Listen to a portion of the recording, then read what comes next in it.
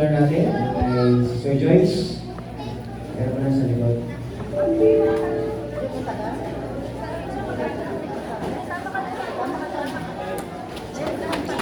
Sige po, buksan po natin ating mga Bible sa book of Amos chapter 7.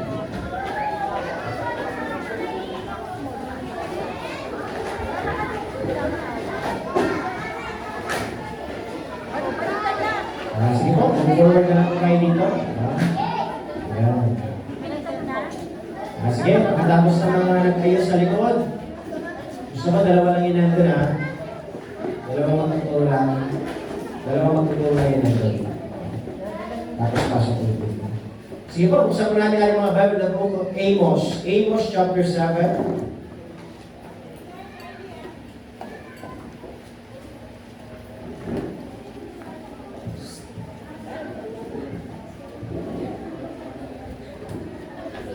Amos chapter 7, basahin mo natin from verse number 7 to verse number 8. Sige po, basahin po natin. Basahin mo na po sa verse 7. Sabi ko na madalang sa the book of verse 7, thus he showed me, and behold, the Lord stood upon the wall, and made by a plumb line, with a plumb line in his hand. Verse 8, sabay-sabay po natin bigkasin. Ready, begin. And the Lord said unto me, Amos, what seest thou? And I said, a plumb line. Then said the Lord, behold, I will set a plumb line in the midst of my people Israel, and I will not again pass by them anymore. A plumb line. Tayo po lahat yung bukod, manalangin. Ama namin Diyos sa tila sa lahat. Kami po Diyos na inagpupuri po ng kapasalanan. Minsan pa, kami po mga salita, ay mahihayan po Diyos sa aming pagkalagitan. Maraming salamat po Diyos sa mga winang pinawi. Kawilit na napakinggan, kawa mo Diyos, mamagitan pa ng mga boses, mga tinig, na patuloy niyo kung banal na pangalan ng mga itaas. Ilangin ko rin po, Diyos, sa pag-abasa ng mga kasalanan, ang aming pagpapagulayan. Sana po, Diyos, patuloy po kami tama, tulungan, sa pamagitan po rin po mga salita, kung ano po ba dapat namin gawin. Ilangin ko po, Diyos, sa inyo po sa atong pag-espiritu, kalayang bilos po sa aming palagitan.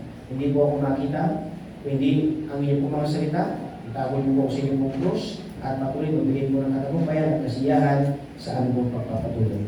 Pagpalain niyo po, O Diyos, yung mga Sunday schooler, kasama po, O Diyos, ang kalamuhan nila, patuloy matuto, singgil po sa paglilingkod, at patuloy po sila at magabayan. Sana po, maalis po ang kaglasan ng ulo at matuto pong makinig sa inyo po mga salita. Kayo po kumagita, magbigay ng kasiyahan sa pagpapatuloy. Kung ang nilangin sa pangalan ni Jesus, Amen. Amen. Sige po, Mr. President.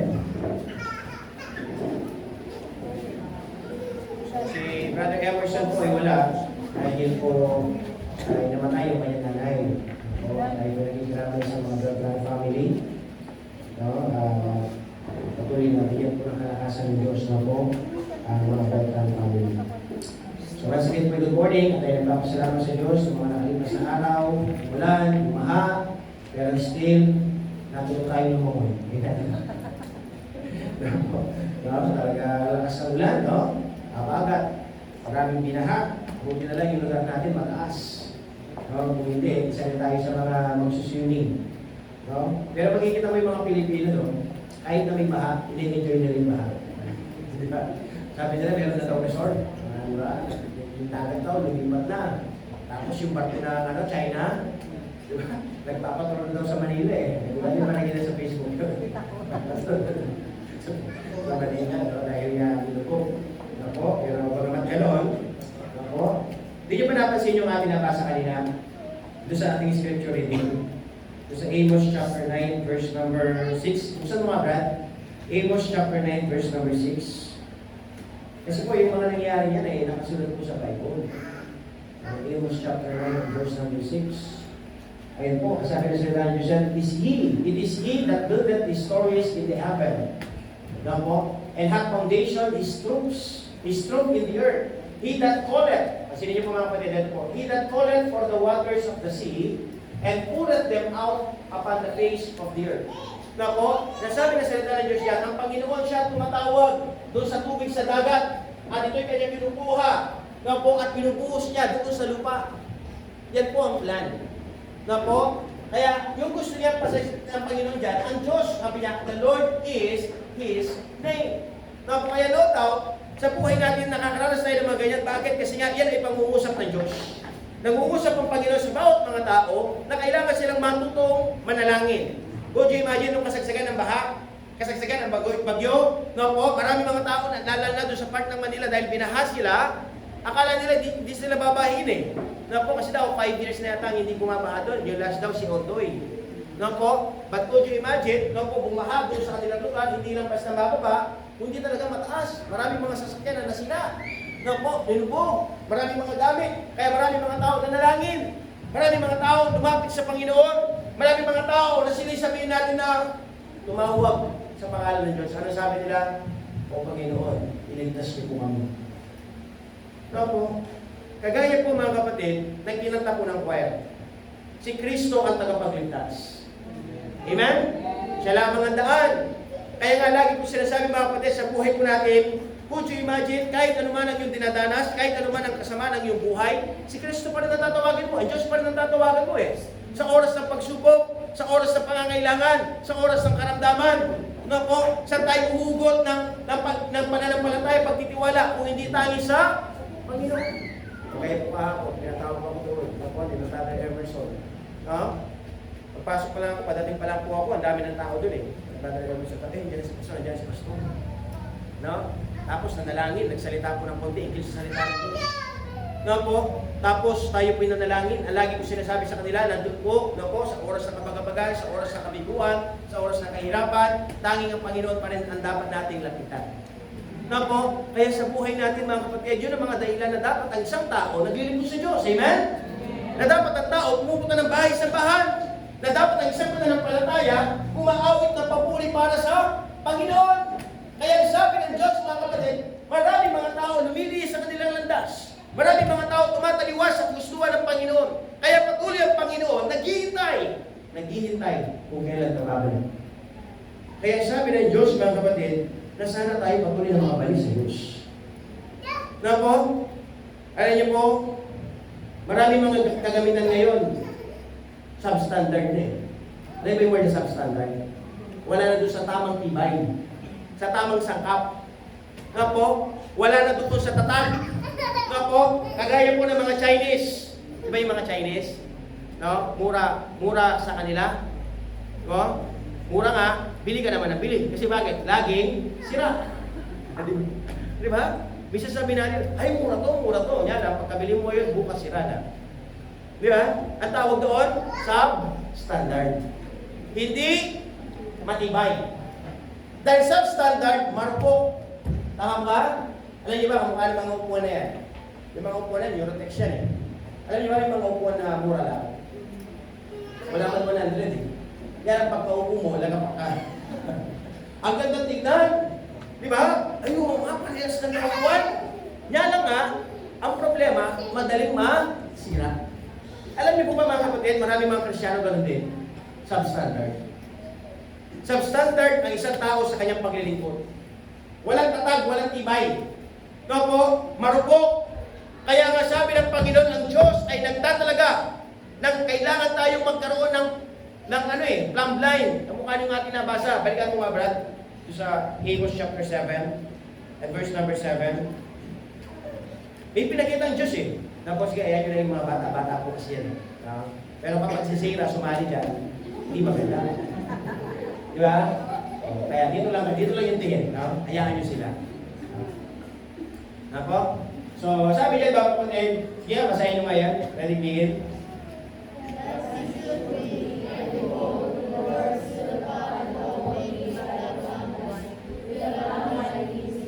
Yun po mga kapatid. Nakita niya kasi yung mga tao. Mga kapatid, yung mga tao, iba-iba yung gawain nila. Iba-ibang gawain, iba't ibang buhay.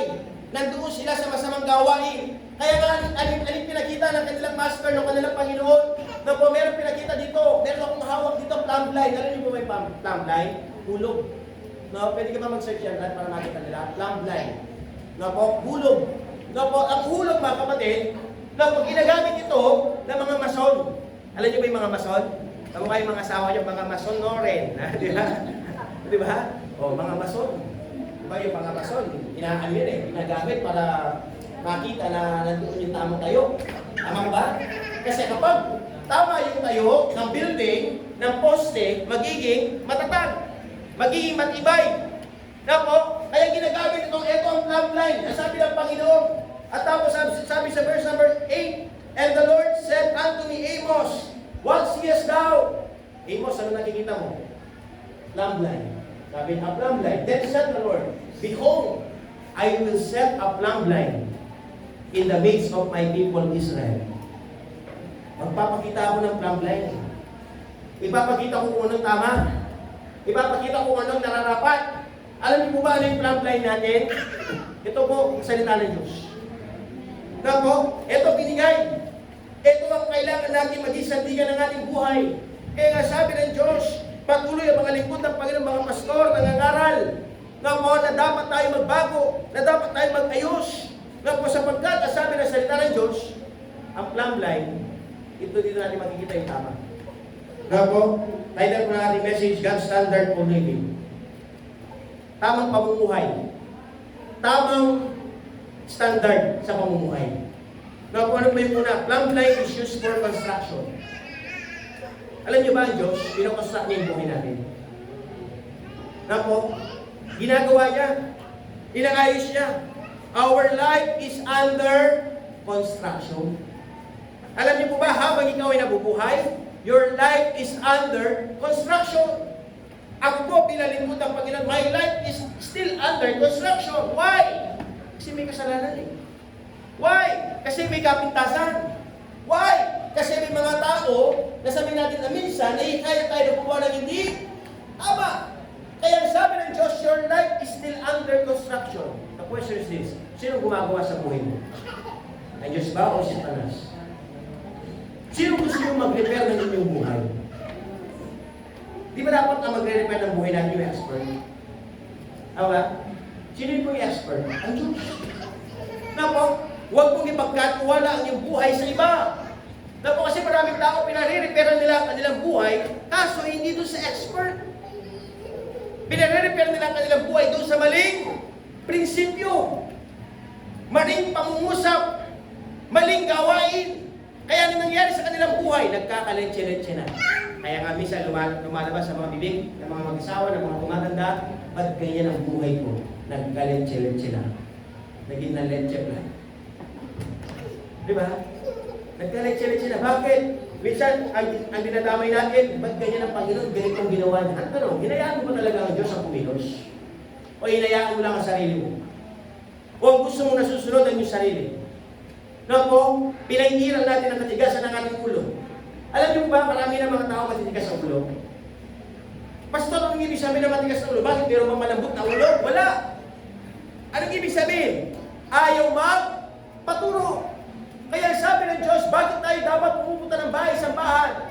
Bakit tayo dapat nakikinig na salita ng Diyos? Nang sa ganang patuloy ang Diyos, malayang kumilos po sa ating mga buhay. Hayaan natin yung ating mga napapakinggan, na ito ay ating mapakinggan, mailagay sa ating puso, at ito po yung ating maisagawa sa ating pamumuhay. Na po, kaya sabi ng Diyos, mga kapatid, our life is under construction. Na po, so sabi ng Diyos, ipakonstruct mo yung buhay sa Panginoon. Na po, little by little, ang dami natin dapat matutunan. Tama po ba? At tanong, alam niyo na po bang lahat? Alam niyo na po bang lahat?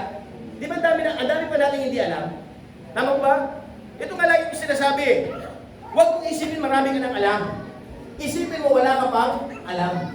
Kasi kapag inisip mo marami ka ng alam, magaling ka na, hindi ka na makikinig. Hindi ka na magpapaturo. Pero, nawa pagdating sa Diyos, sabihin natin, Pastor, hindi ko pa po alam yan. Hindi ko pa po alam yan. Kailangan ko alamin. Kasi bakit? Para ako ay matuto. Amen? Inuulit ko mga mag-aaral. Malapit na naman po ang pasukan. Bukas mag-start na po yata yung pasukan. Ano ba? Kasi hindi naman binahali sa lugar natin. Mag-opening na yung class. Ano po? So ano yung pangarapan ninyo? Nag-aaral kayo, inuulit ko, dapat kayo natututo. Di ba? Kasi nakakapagtaka, nag-aaral ka, di ka natututo. Bakit hindi ka natututo? Kasi nagbubulakbul ka. Di ka nakikinig sa guro. Nagigipagdaldalan. Na po, hindi ka pumapasok, nandun ka lang pala sa internet shop. Di ba? Kamukha dito, mayroong internet shop doon, computer shop. O yun. Di ba? Maraming mga kabataan, mas pinipili pa nila maglaro, magpaka-addict sa mga computer games kaysa mag-aral ng mabuti. Tapos yung nanay, yung tatay, patuloy na nagtatrabaho, patuloy na nagsusumika para mabigyan ka ng baon, i-prepare yung mga gamit. Could you imagine, ihahandaan yung mga gamit? Bibilhan. No po? And yet, nung mag-aral ka, hindi ka nag-aaral na mabuti.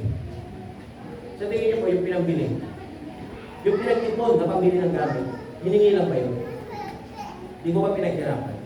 Kaya dapat nag-aaral ng mabuti. Kaya sabi ng Diyos, mga kapatid, matuto ka makinig, matuto ka na sa buhay mo, ipa-construct mo sa Diyos. Nga po, inuulit ko po yung plumb line, ginagamit ko siya for construction. And yet, our God needs to construct our life. Inuulit ko po, marami pa po tayo dapat malaman. Kaya po, sa biyaya po ng Panginoon, kahapon ng last week, no, pagamat maulan, no, nagsagawa po ng mga relief goods, no, ang daming pinuntahan, tapos yun nga, yung church outing natin, binagyo, hindi natuloy yung iba, pero natuloy pa rin kami. No po? Kasi nga, no, may sasakyan naman, no po, at sa biyaya ng Panginoon, Diyos, hindi naman nag-isayang ang pagpunta namin doon kasi may nagpapapatize. Di ba? May sumunod sa tubig ng bautismo, apat po sila nagpapapatize. So kahit na pagod, kung imagine, ganito po eh. No po? Tignan niyo po, kapag ang Panginoon pinakikinggan mo sa iyong buhay, susunod ka eh. Tama? Kasi bakit? Pinakinggan mo ang Diyos eh. Minsan kasi may mga hadlang. Maraming pinapagitan sa Satanas, ito pangangailangan, ito kailangan mong gawin, ito kailangan mong gawin. Pero, kapag na-recognize mo ang plano ng Diyos, ang nais ng Diyos, susunod at susunod ka sa Panginoon. No po? Kaya kailangan natin gawin, no? Pagpatuloy lang natin ang ating paglilingkod. No po? Gawin natin kung anong nararapat. Gawin natin kung anong tama. Kaya nga lang yung sinasabi, bagamat nag-drive ako ng malayo, kung di ba yun, ilang oras ako nag-drive, 6 hours, no? Sabi ko na doon, 6 hours. No, mas matagal pa yung pagka-drive kaysa sa pag-stay doon. Pero inuulit ko, hindi po ito naging walang kabuluhan. No po? Sige, Brad, pwede mo. Axel, ayaw sa pangalan? Axel. Doon. Sa likod, sa likod. No po? So, could you imagine mga kapatid, inuulit ko po, sa Panginoon, nais niya na gawin ang nararapat para sa Diyos. No po? Ano ba mga kapatid? Plumb line is used for correction. Let the Lord correct our life. Mga young men, hayaan mo Diyos i-correct niya ang iyong buhay. Inuulit ko po, hindi sa lahat ng pagkakataon tayo ay tama. Pwede ba natin sabihin yon? Hindi sa lahat ng pagkakataon ako ay tama. And begin. Inuulit po natin. Taksan po natin. Hindi sa lahat ng pagkakataon ako ay tama. Kaya dapat magpatama tayo sa Panginoon. Kasi maraming tao gusto niya siya lang laging tama eh. Kaya nga minsan sinasabi natin, eto salita ng Diyos. Eto ang guide natin. Dito tayo dapat magpatama. Ano ba sinasabi ng salita ng Diyos? Na po, minsan meron tayong maling prinsipyo. Patuloy tayong pinipilit ang ating sarili. Pero alam niyo po ba, pag sinabi ng salita ng Diyos, kailangan ka na makinig. Kahit sino ka man, alam niyo ba, sa Panginoon, wala siyang pinipilit tao. Kahit sino ka pa, na po, kaya ang sabi ng Diyos, ito nang kailangan mo pakinggan. Ito nang kailangan mo sundin. Why? Because the Lord, gusto ko niyang i-correct. Kapag hindi ka nagpa-correct. Di ba meron sa mga nag-aaral, meron dati liquid eraser eh. Alam niyo ba yung liquid eraser? Yung kulay white? Di ba minsan may nagsusulat tayo, nagkakamali tayo? Tama? Ngayon, para may tama mo yung mali mo, anong kailangan mo? Liquid eraser. Ngayon meron correction tape eh. Diba, mas maganda na ngayon kasi yung liquid eraser, medyo maraming nakikita eh. Diba? Na-upgrade ngayon. Nga po, correction tape. Nga po, di ba kapag ginamita mo yung correction tape, pwede mo na ayusin yung salita? Tama ba? Kesa ulitin mo lahat, di ba? Kasi ulitin mo lahat eh. Mali eh. Pero kung gagamit ka ng correction tape, papalitan mo lang yung mali. Na po, alam niyo po ba ang nais ng Diyos? Ganun din eh. Ang nais ng Panginoon, palitan lang natin, ayusin lang natin kung anong mali. Hindi naman papalitan ang buhay mo eh. Hindi naman iibayin lahat eh. Hindi naman aayusin lang kung ano ang mali. Kasi kapag inayos yung mali, magiging maayos ka, gaganda ka. Para ba sa pangungusap?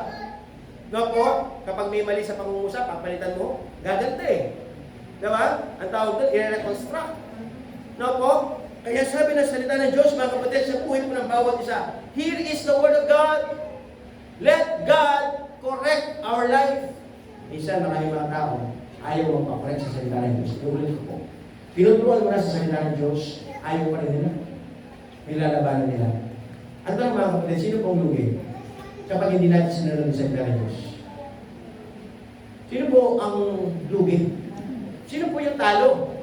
Ako po ba bilang lingkod ng Diyos? Ang mga lingkod ng Panginoon, minsan napapaos na sa kanilang pangangaral. No po, minsan nawawala na yung boses, pero still nangangaral pa rin ang salita ng Diyos. Minsan sinasabihan sila ng mga tao, ganyan naman si pastor, parang sirang plaka, paulit-ulit na lang. Pero alam niyo po ba kami, inaayaan lang namin yun, kahit na may babagin kami, basta patuloy namin ipapakaral ang salita ng Diyos. Kasi bakit? Ito ang kailangan sa atin. Kapag pa sinabi namin at hindi nyo ginawa, kami na ba yung may pagkukulang? Kami na po ba yung talo? Hindi. Kaya po, sino yung